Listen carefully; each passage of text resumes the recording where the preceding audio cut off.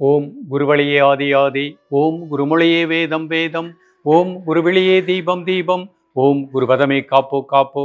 ஆனந்த ராகமாய் ஓர் ஆன்மீக பயணம். நீங்கள் பார்த்துக் கொண்டிருப்பது உங்கள் பாக்யம் சேனல். வழங்குவோர் அன்புடன் கல்யாண் ஜுவல்லர்ஸ். இது உங்கள் பாக்யம், எங்கள் பாக்கியம். கல்யாண் ஜுவல்லர்ஸ் வழங்கும் பாக்கியம் சேனல் நேயர்கள் அனைவருக்கும் கிருஷ்ணன் பாலாஜியின் பணிவான வணக்கம்.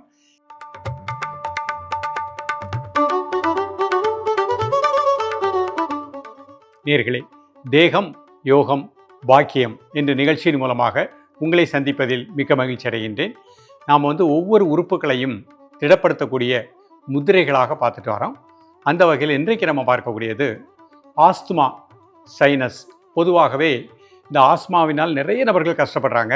மூச்சு திணறல், தொடர்ந்து அவங்களுடைய லங்ஸில் சளி இருந்துக்கிட்டே இருக்கும்.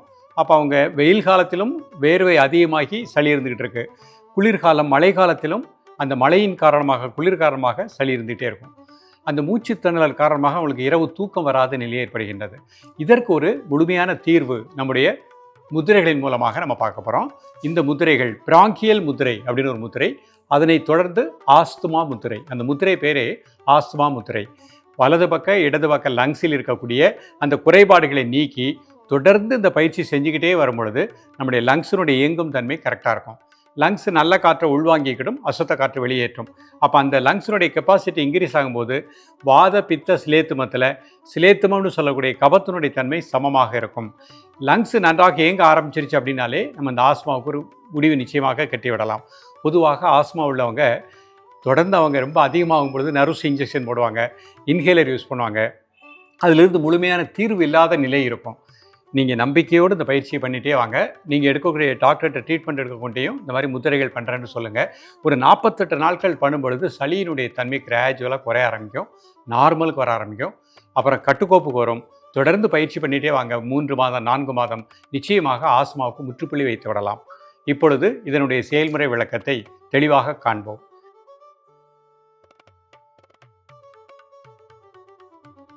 நிமிர்ந்து உட்காந்துக்கணும், முதுகெலும்பு நேராக வச்சுக்கணும். இப்போ 3 முறை மூச்சை உள்ளெழுத்து மூச்சை வெளியே விடுங்க. மூச்சு உள்ளெழுக்கும் போது வயிறு வெளியே வந்துடணும், மூச்சு வெளியே விடும்போது வயிறு உள்ளே போய்க்கிடணும். கை முன்னாடி வச்சுக்கோங்க.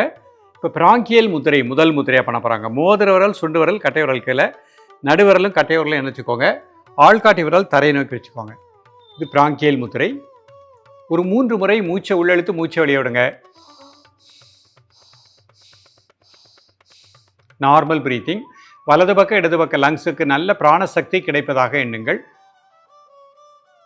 காலை மதிய மாலை 3 வேளையும் சாப்பிட்றதற்கு முன்பாக 2 நிமிடங்கள். இப்போ ஆஸ்மா அதிகமாக உள்ளவங்க 5 மினிட்ஸ் ப்ராக்டிஸ் பண்ணிக்கோங்க. சாப்பிட்ருந்தீங்கன்னா 2 மணி நேரம் கழித்து இந்த முதிரைகளை ப்ராக்டிஸ் பண்ணிக்கலாம். பொறுமையாக ரிலாக்ஸ் பண்ணிக்கோங்க.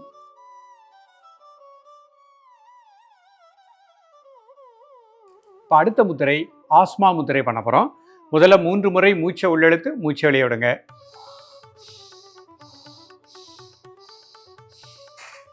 கை முன்னாடி வச்சுக்கோங்க. நடுவிரல் 2 இந்த மாதிரி மடிச்சுக்கோங்க.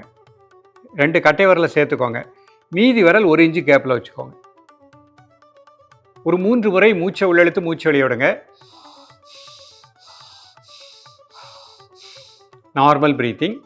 வலது பக்க இடது பக்க லங்ஸுக்கு நல்ல பிராணசக்தி கிடைப்பதாக எண்ணுங்கள். காலை மதியம் மாலை 3 வேளையும் சாப்பிடுவதற்கு முன்பாக 2 நிமிடம் முதல் 5 நிமிடங்கள். அதிகமாக மூச்சு திணறல் உள்ளவங்க 5 நிமிடங்கள் இந்த முதிரையை ப்ராக்டிஸ் பண்ணுங்கள். ஒரு நாளைக்கு 3 முதல் 5 வேளை ப்ராக்டிஸ் பண்ணிக்கலாம். குடிக்கக்கூடிய தண்ணீர் ஹாட் வாட்டராக சாப்பிடுங்க.